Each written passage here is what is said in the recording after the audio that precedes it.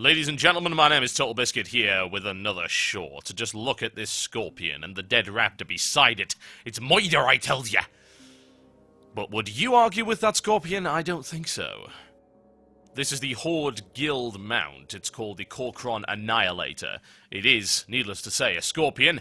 And at the moment, the beta is bugged, as it tends to be, and the riders cannot be seen. However, that means we can have a look at the animations of this particular mount unhindered. It is large, it is unpleasant, and it's got some nice Horde iconography on it right there. It used to be just a nasty placeholder model, just a big scorpion that you found near Senjin Village. Not quite what I was looking for. Thankfully, they have updated it, so it now looks particularly badass. Now, what do you need for this particular mount, you might ask? Well, you need a guild that is level 25. Yeah, and that's going to take you quite some time. So this is one of the ultimate rewards that you can get. You will also need to be exalted reputation with your guild. How do you get rep with your guild? Well, you do stuff with your guild. Anything that contributes to the guild will give you rep, doing runs with the guild, doing PvP with the guild, questing with guild members, putting stuff in the guild bank, crafting within the guild, all that kind of thing. That all adds together. Earning achievements as well will help. So it's not that hard to earn guild rep, but it will take you quite some time. At the moment in the beta, the guild leader then has to purchase the mount first to unlock it for everybody else. As to whether or not that will happen in the live server, I really don't know. But the price on beta for this mount currently is 1,200 gold, which is going to be very little when Cataclysm hits, I would imagine.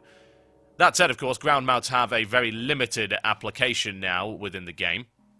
There's not a huge point in actually having them, because all of the flying mounts can also be ridden, which at the moment is actually quite annoying, because a lot of those mounts are very large drakes, which tend to take up an awful lot of space. So, as to just how much application this is going to have, I don't know, but it's nice for idling in Orgrimmar with, and I think that's really all you're going to be using it for. A kick-ass mount nonetheless, and a very, very cool model indeed. I'm just showing you all of the animations available for it there. Now, that is not all, ladies and gents, because I want to show you some updated gear models. There were complaints, many complaints in fact, about the state of the gear that people were wearing in Cataclysm. This has been updated. They were all placeholder models. Check out this floating cow. And more to the point, check out what's on the floating cow's back.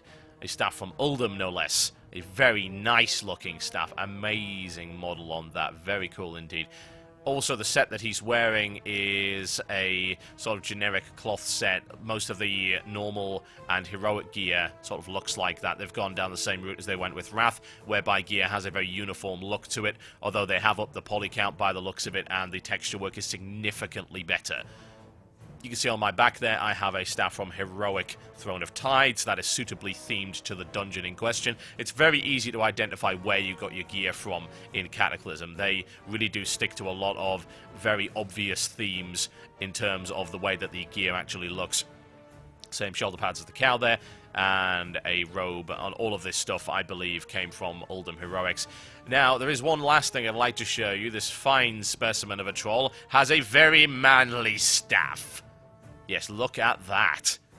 I think, I must assume, looking at the model, that's got to come from Deepholm. I mean, look at it. It looks like a broken world pillar. It's got little animations at the top of rocks spouting in and out of it. Yes, that is the very manly staff.